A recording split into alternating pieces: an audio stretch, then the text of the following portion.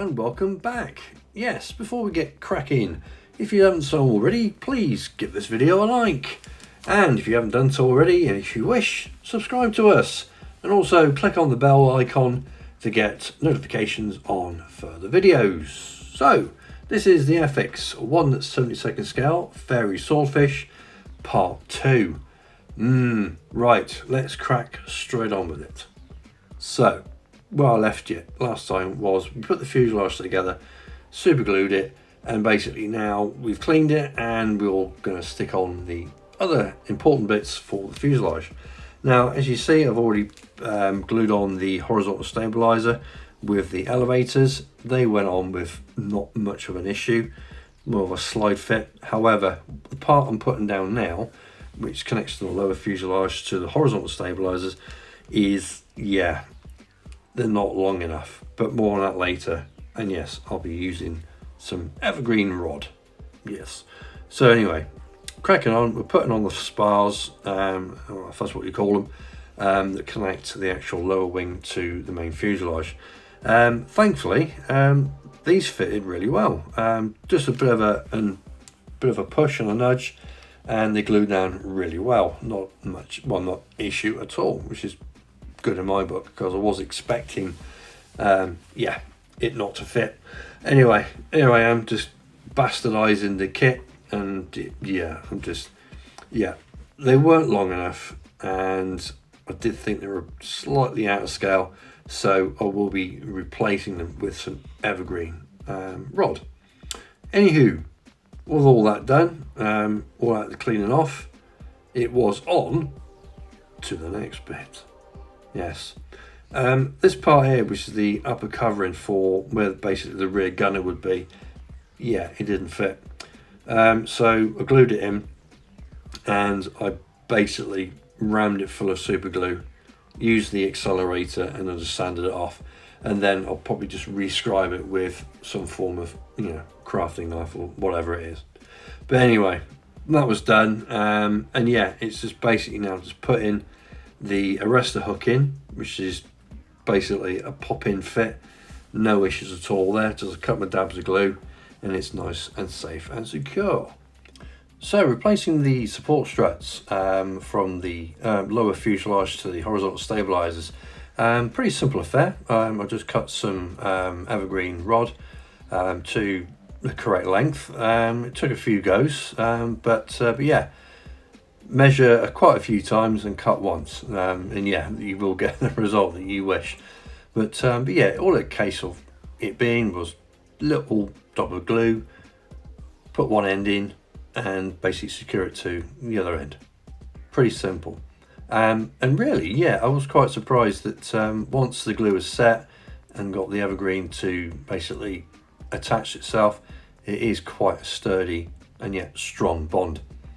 So with that end, it was just a case of just putting on the rest and just making sure that, yeah, you have cut them to the correct length, or you can just cut one and just cut another 3 off of that same length to save you a whole lot of time. And again, you just repeat the actual process.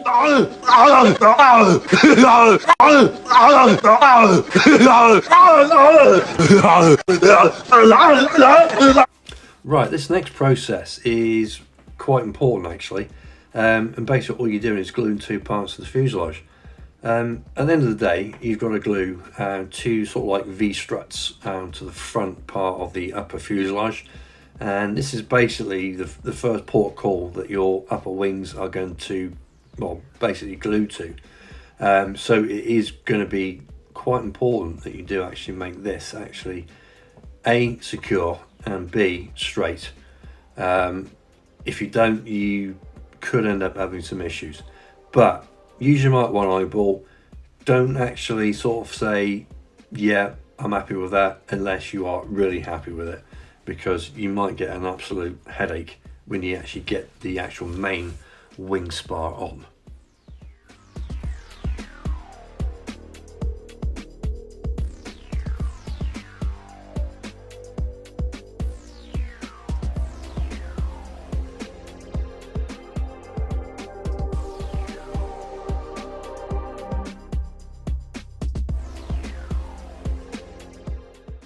Right then, now we're basically, finishing off the fuselage now. Basically all we're doing is putting the undercarriage struts, all the legs together. And yeah, they're a two-part affair. And once you've found their anchor points and you've basically just put a couple of dabs of glue, once it's dry, it does actually dry to be a very, very sturdy platform. And taking account with the 48th scale kits and the 32nd ones that you do get, again, you do get a very, very sturdy platform and a good base to start with. So, priming, oh goody. So we're at the painting stage, and basically all we're doing is painting the actual fuselage, not the wings just yet. The process will be exactly the same with the wings, and depending on time constraints and whatever I've got to do, I will video me painting the wings as well, just to show you the process. Now everything was primed, and now I'm using, well, the three colours that I am using, all from Hitaka, is the Sky Type S for the lower camouflage, the dark slate grey, and the extra dark sea grey as well. So basically it is a case of, just doing my normal sort of like painting regime, which, to be honest, you'll be able to see better than me trying to explain it. So there you go.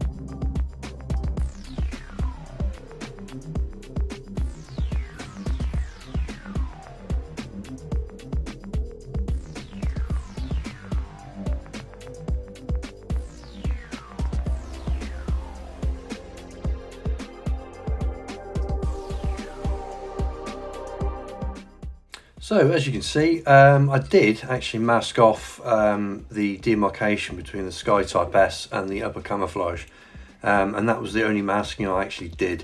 Everything was pretty much free-handed, something that, you know, I used to do quite a lot, but I've resorted back to masking, but I think I'll go away with it anyway. Decals or stickers or decals or whatever you bloody well want to call them. Set of decals actually in the kit. They are printed by Catograph, which is an extremely good company, and yeah, these are no different from the other ones I've used from Airfix. The colour is very, very nice when you actually put them down onto the kit. If you've got raised parts or your, thank you Molly, your recessed panel lines, they do conform really well, and I do boost that with some sort of like setting solution, and for this I've purely used the micro sole for this one. That would be the little bottle with the red lettering, and yeah, it's gone down really well. So yeah, really, really happy with that.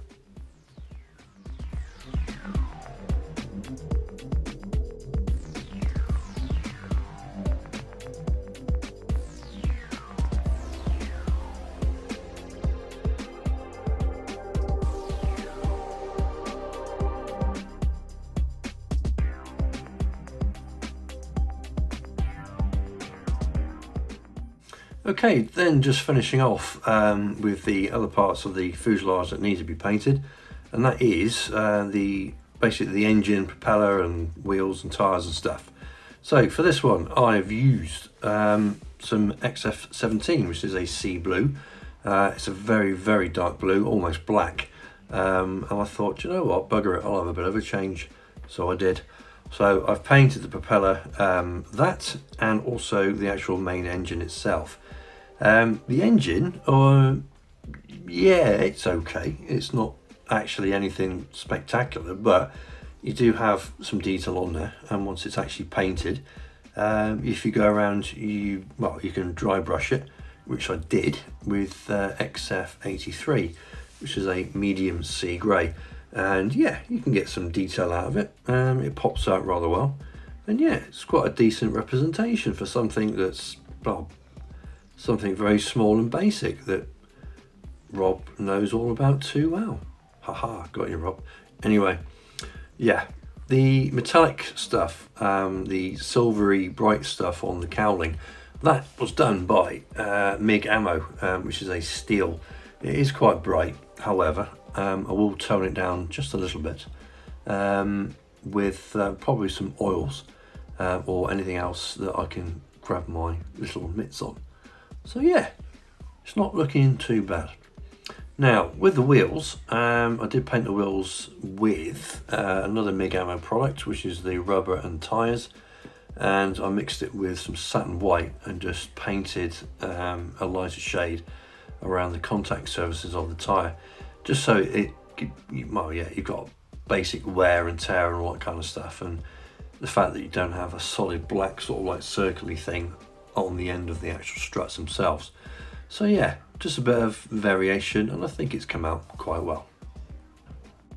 Right, so the last bits and pieces, bloody hell, Molly. It's X22, which is a gloss, and just getting ready for the actual weathering process. Now, my thoughts on the kit so far.